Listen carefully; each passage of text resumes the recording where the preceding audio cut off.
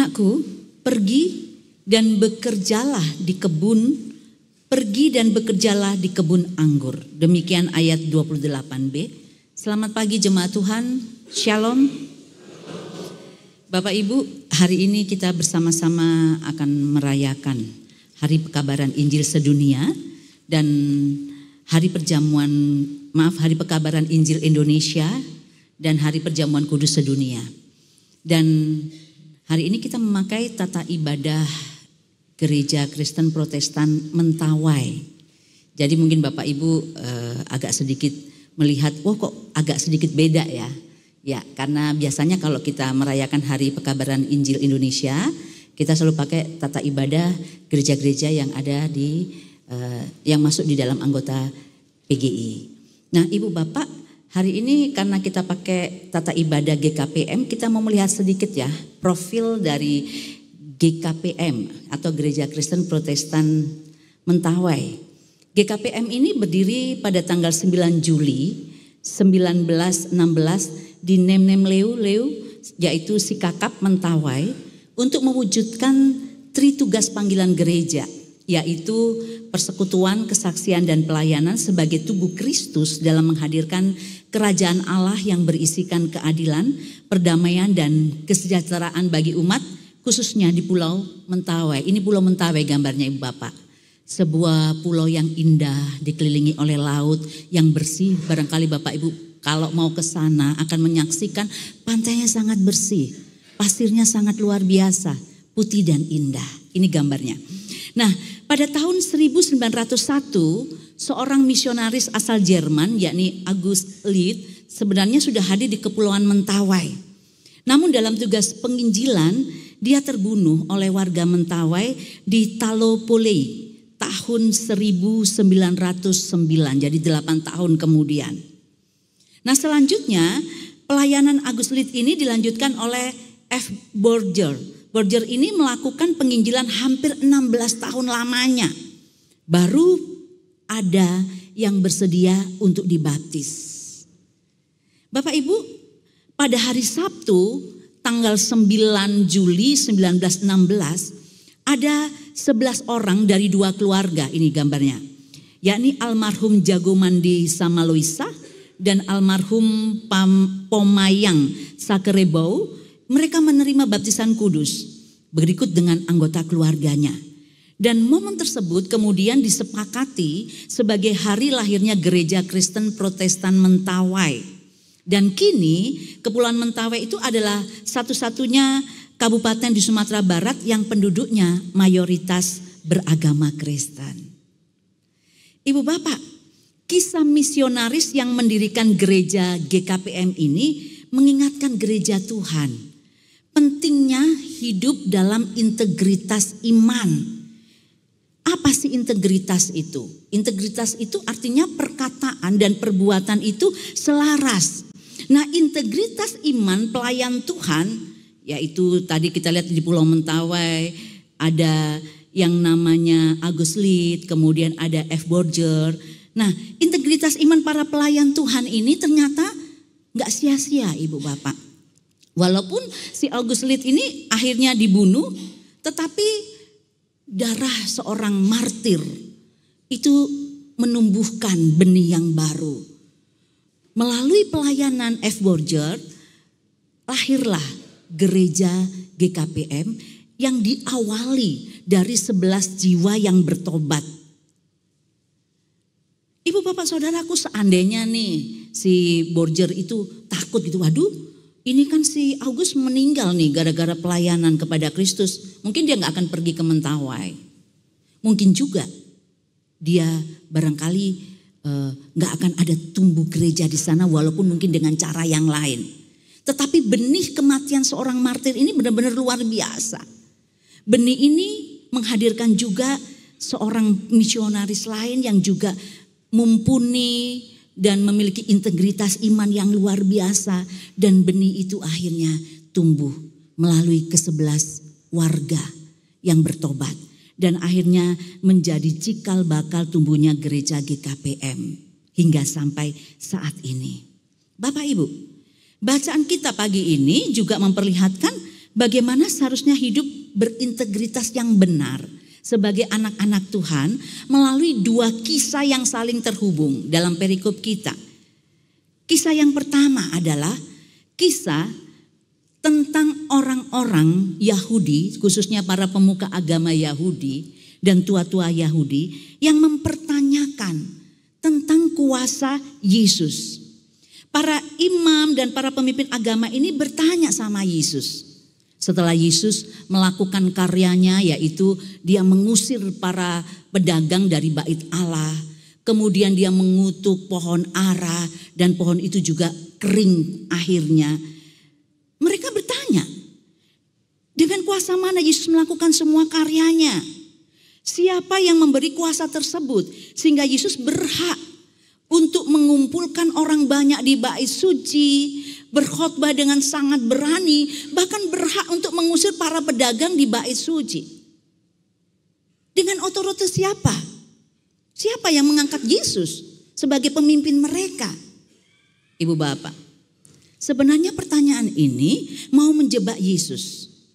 Dan para pemimpin agama Yahudi ini mau menggiring opini publik untuk menolak Yesus. Yesus tahu jebakan itu. Dan Yesus menjawab kepada imam-imam kepala dan tua-tua Yahudi tersebut dengan kembali mengajukan pertanyaan kepada mereka. Menurut kalian, dari manakah baptisan Yohanes? Dari sorga atau dari manusia? Nah Bapak Ibu, dengan pertanyaan Yesus ini mereka mati kutu. Dan mereka enggan menjawab. Kenapa? Karena orang banyak percaya bahwa otoritas Yohanes itu datang dari Allah. Sementara mereka sendiri tidak mau mengakuinya. Implikasi dari pertanyaan Yesus ini sebenarnya adalah sebuah pemberitahuan yang tersirat. Bahwa otoritas Yesus itu berasal dari Allah. Sama seperti Yohanes Pembaptis. Tetapi Yesus tidak ingin mengatakan hal itu secara langsung karena mereka dengan mudahnya akan mendakwanya karena penghujatan Allah. Yesus mau pernyataan itu keluar dari mulut mereka. Lalu yang kedua dalam bacaan kita ini, di sana Yesus berbicara tentang pertobatan. Melalui perumpamaan dua orang anak yang terkait erat dengan pertentangan atau konflik dari hal yang tadi saya sebutkan tadi yang pertama. Nah, jelas implikasinya bahwa imam-imam kepala dan tua-tua Yahudi itu sama seperti anak yang kedua. Yang berpura-pura melakukan kehendak ayahnya. Ya kan ayahnya bilang, nak pergi ke kebun anggur kau. Kalau orang Makassar bilang ini, pergi ngoko ke kebun anggur. Tetapi mana anak ini ngomong begini, aduh jangan deh, aku gak mau. Tetapi kemudian apa yang dia lakukan? Anak ini kemudian melakukan apa yang disuruh bapaknya. Kemudian ada lagi anak yang selanjutnya. Anak yang selanjutnya disuruh juga, nak pergi moko ke kebun anggur. Baik bapak, manis kan, santun kan. Tapi diam-diam dia tidak melakukan. Sama toh seperti Yunus, ya aku akan pergi ke Niniwe. Tapi diam-diam dia lari ke Tarsis. Sama. Ini yang dilakukan oleh anak tersebut. Dan dalam perikop ini Yesus mau mengatakan apa yang dilakukan oleh anak yang disuruh pertama tadi, yang sebenarnya anak kedua kalau ini dalam Alkitab TB. Nah, itu adalah sikap dari para pemungut cukai, perempuan-perempuan sundal yang sebenarnya taat, melakukan di dalam bentuk pertobatan yang sungguh kepada Yesus. Sebaliknya sikap anak yang kedua yang sebenarnya dia merupakan anak pertama yang bilang, baik Bapak, tapi dia tidak melakukan, itu sama menggambarkan sikap orang-orang Yahudi.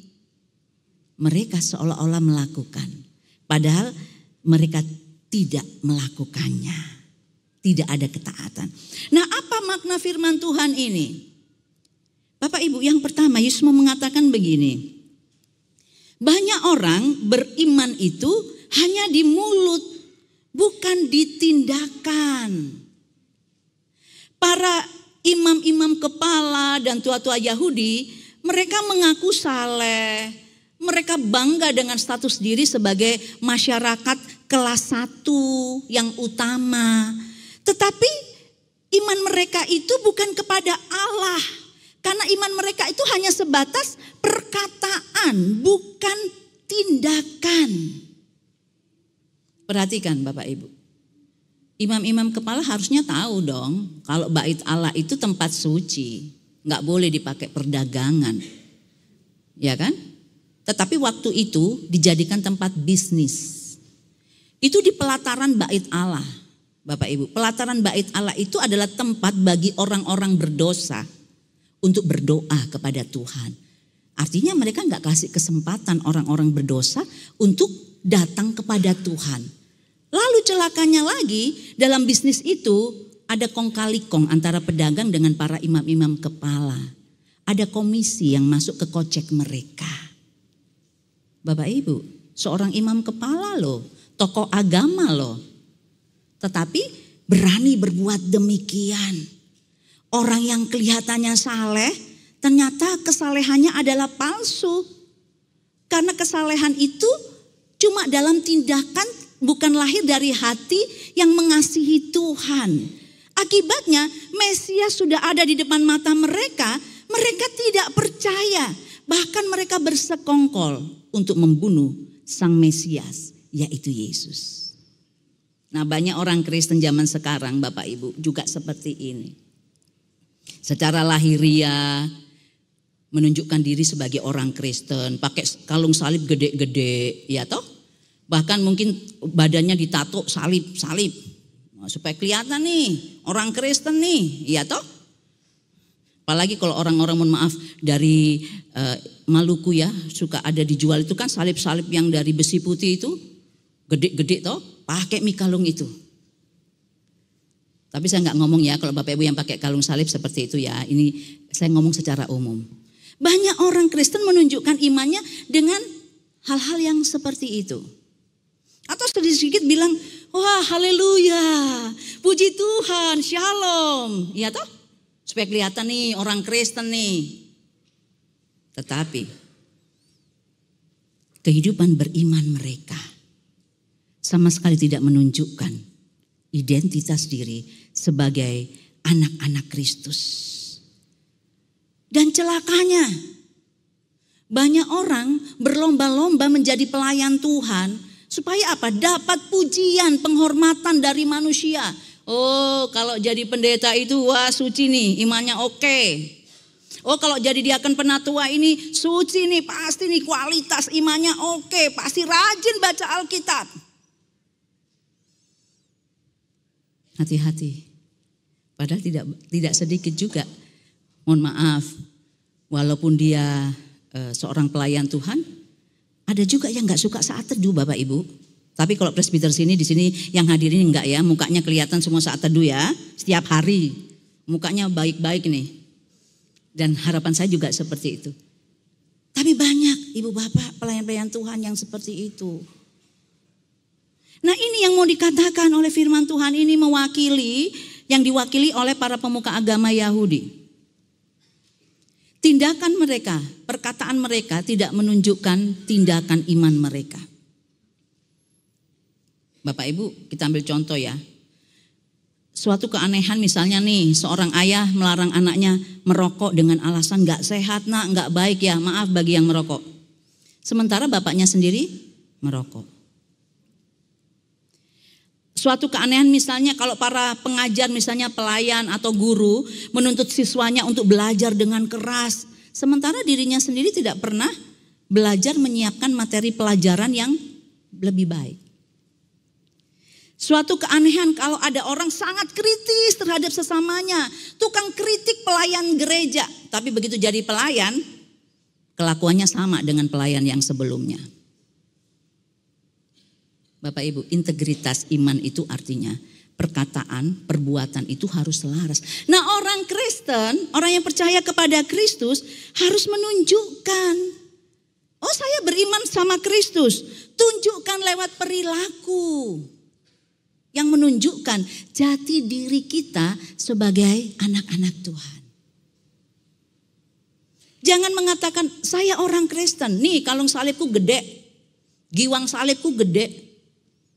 Bahkan nih aku tato nih di dadaku nih. Coba lihat nih ada tato salib. Di leherku ada tato salib. Bahkan di lenganku ada tato salib misalnya nih. Tetapi perbuatan bagaimana? Jadi batu sandungan gak untuk orang lain? Atau justru bisa bawa jiwa-jiwa datang kepada Yesus? Kita diingatkan oleh firman Tuhan ini Ibu Bapak. Mari, kalau kita bilang kita orang Kristen, perilaku kita, perbuatan kita, tunjukkan. Supaya melalui kehidupan kita firman Tuhan itu diberitakan, diceritakan. Bukan menjadi batu sandungan. Melalui kehidupan kita banyak jiwa-jiwa boleh datang kepada Kristus. Bukan semakin menjauh kepada Kristus. Saya pernah cerita di atas mimbar ini, saya pernah punya jemaat yang hobinya minum.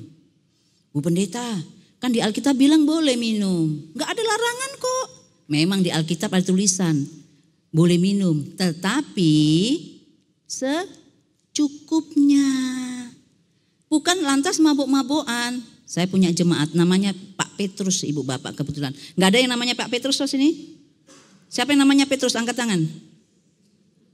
Puji Tuhan kalau gak ada. Pak Petrus ini hobinya minum. Ketika saya baru melayani di tempat itu, pas mau ibadah keluarga di sana, saya tanya nih sama masyarakat nih. Di mana ya rumahnya Pak Petrus? Panggilannya Pak PU. Oh, Pak Petrus yang tukang mabok itu Bu Pendeta. Kenapa? Saya tanya, Pak Petrus itu Bu Pendeta, ini masyarakat yang cerita bukan jemaat. Pak Petrus itu Bu Pendeta, itu tiap malam mabok. Terus kalau mabok dia suka lempar-lempar rumahnya. Di situ dia ngatain istrinya, ngatain mertuanya. Besok pagi kalau dia sadar, dia beli lagi kaca yang baru, dia pasang lagi itu kaca jendelanya. Jadi uangnya Pak Petrus habis buat beli minum dan beli kaca. Jangan sampai ya kita dikenal begitu ya. Oh si tukang minum, oh si penjudi, oh si penjina, oh si penggosip. Jangan. Tapi mari kita dikenal, oh itu ya yang suka nolong orang lain ya. Oh yang orang Kristen itu ya. Saya pernah tinggal Ibu Bapak ketika vikaris dengan seorang oma ya. Saya panggilnya Mbak Putri. Dia dari seberang terus masuk Kristen. Nah Bapak Ibu pekerjaannya adalah tukang pijat. Jadi rupanya sambil mijet dia itu menginjili orang. Bapak Ibu puji Tuhan melalui pijat itu ya saya pikir karena dia berdoa. Karena dia selalu katakan Mbah kenapa banyak orang-orang ya perempuan-perempuan yang gak bisa hamil. Terus datang pijat kepada Mbah ini, Mbah Putri ini. Terus dia bisa hamil. Dia bilang gini Bu Pendeta, waktu Nona vikaris. Itu soalnya kalau saya mijet itu saya cuma Tuhan Yesus tolong dong. Ini ibu pengen punya anak. Jadi terjadilah kehendakmu Tuhan tolong. Sambil dia memijat. Alhasil orang tanya gini kalau cari dia. Di mana rumahnya Mbak Tris? Oh Mbak Putri yang ini ya, yang orang Kristen itu ya. Bapak Ibu dikenal seperti itu. Kenapa? Dengan pekerjaan sederhana. Dia bersaksi tentang Kristus. Dengan pekerjaan sederhana. Dia berdoa bagi orang-orang yang dia layani. Dengan pekerjaan sederhana. Banyak jiwa-jiwa datang dan mengenal Yesus. Kita juga harus seperti itu Ibu Bapak. Ini yang mau disampaikan oleh firman Tuhan. Ayo jadi orang Kristen yang boleh bersaksi bukan hanya dengan kata-kata tapi dengan perbuatan. Sehingga melalui kehidupan kita, kita bisa memperkenalkan Kristus. Membawa jiwa-jiwa datang kepada Kristus dan diselamatkan. Sehingga tercapailah harapan Tuhan. Dan panggilan pengutusan Bapak Ibu. Pergilah ke ujung bumi. Beritakanlah firman Tuhan. Baptislah orang dalam nama Bapa dan Anak dan Roh Kudus. Dan yakinlah aku menyertai kamu senantiasa sampai kepada akhir zaman. Siap gak Bapak Ibu? Amin. Terus yang kedua nih, belum habis nih khotbahnya, masih satu lagi. Jangan karena saya bilang amin terus pikirnya kok habis ya. Satu lagi ini terakhir gak panjang-panjang. Melalui firman Tuhan ini, Yesus mau mengingatkan orang banyak melalui perumpamaan dua bersaudara. Bahwa iman seseorang itu dapat dinilai dari perbuatannya. Bukan hanya perkataan saja. Lalu Yesus menyampaikan firman-Nya di dalam Matius 7 ayat 21. Kita baca sama-sama nih. 3, 4. Bukan setiap orang yang berseru kepadaku, Tuhan, Tuhan, akan masuk dalam kerajaan sorga. Melainkan orang yang melakukan kehendak Bapakku yang di sorga. Bapak Ibu kita pikir ya. Oh ini sudah dapat surat baptis ini nih. Berarti ini sudah sah ini jadi orang Kristen nih. Jadi untuk menunjukkan ya kan kalau berdoa kita kenceng-kenceng. Berdoa itu panjang-panjang. Lalu sedikit-sedikit kita bilang, wah puji Tuhan, shalom. Bapak Ibu orang Protestan juga kadang-kala agak susah ya kalau disuruh bilang shalom puji Tuhan. Kayaknya bibirnya kaku gitu. Coba Bapak Ibu bersama-sama kita bilang shalom. Sekarang ngomong dengan hati, shalom. Lalu katakan puji Tuhan. Haleluya. Dengan hati ya, enak gak rasanya? Enak. Jadi sebenarnya orang Protestan gak usah alergi. Boleh kok ngomong begitu. Tapi itu bukan berarti kalau Bapak Ibu sering-sering ngomong shalom, puji Tuhan, itu berarti Bapak Ibu orang Kristen yang begini dan pasti masuk surga. Belum tentu. Kenapa? Alkitab mengatakan, melainkan orang yang melakukan kehendak Bapakku yang di sorga. Jadi beriman sama Yesus harus disertai ketaatan. Bertobat harus dibarengi dengan sikap yang berubah, perbuatan yang menunjukkan identitas diri sebagai anak-anak Kristus. Atau dengan kata lain, kalau Bapak Ibu katakan, Bu Pendeta, saya adalah orang Kristen yang bertobat, bukan orang Kristen KTP. Apa itu orang Kristen KTP? Orang Kristen tanpa pertobatan. KTP itu Kristen tanpa pertobatan. Kalau kita adalah orang Kristen sejati yang bertobat dengan sungguh-sungguh, kita dikenal dari apa? Buahnya. Jadi kalau Bapak Ibu katakan, saya adalah suami Kristen, di rumah kerjaannya marah-marah. Saya istri Kristen, senengannya marah-marah sama suaminya sama anak-anaknya. Saya anak Kristen, tapi perkataan-perkataannya mohon maaf nih anak-anak muda. Perkataan-perkataan kita, perkataan-perkataan yang tidak bagus. Kemarin saya berdiskusi dengan beberapa anak muda. Bu Pendeta, perkataan yang tidak bagus itu apa? Saya bilang, kalian kan suka ngomong mohon maaf. Mohon maaf ya Bapak Ibu karena ini di mimbar gak harusnya saya ngomong begitu. Anjir, gak boleh itu artinya anjing. Ngapain ngomong begitu, gak bagus, gak santun. Atau kalau bahasa di Surabaya, kami juga sampai membahas nih masalah makian yang ada di daerah Surabaya, Jawa Timur. Karena kebetulan ada beberapa orang Jawa nih. Terus ngomongnya mohon maaf, saya gak bisa nyebutinnya, dia gak tega. Ada bahasa yang tidak boleh di sana diucapkan. Itu tapi di anak muda enak ngomongnya, wah kamu gitu. Gak boleh. Atau makian-makian lain.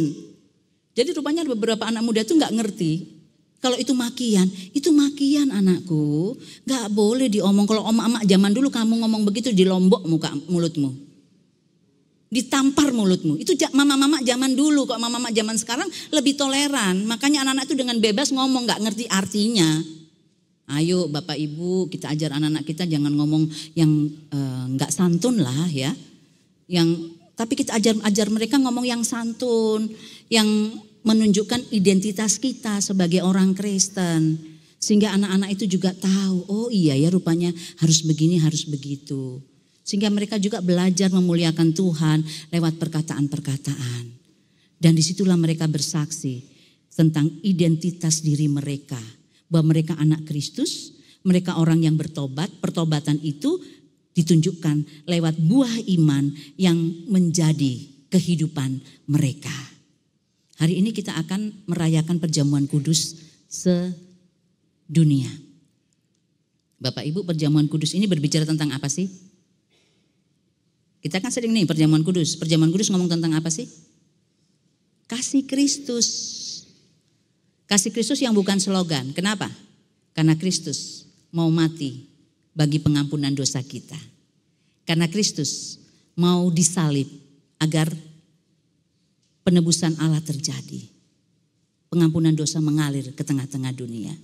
Salib di belakang saya ini adalah lambang kasih Kristus. Lalu refleksinya apa? Ketika kita duduk dalam meja perjamuan, ayo Bapak Ibu kita belajar melakukan yang Tuhan mau. Apa itu? Saling mengasihi.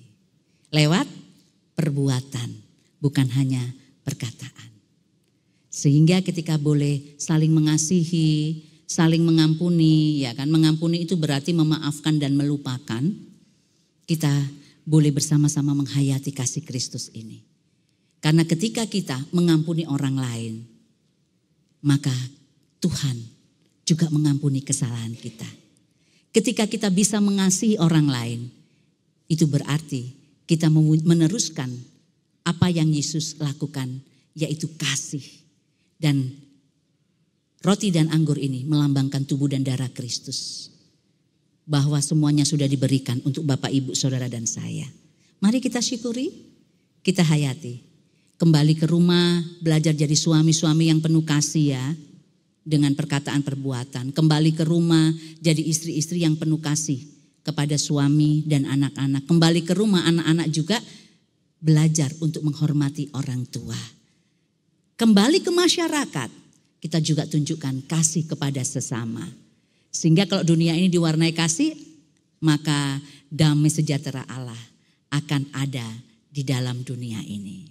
Selamat berperjamuan, Tuhan Yesus memberkati. Selamat juga menjadi alat Tuhan untuk mentransformasi kasih Allah kepada sesama. Tuhan Yesus memberkati Bapak Ibu. Amin.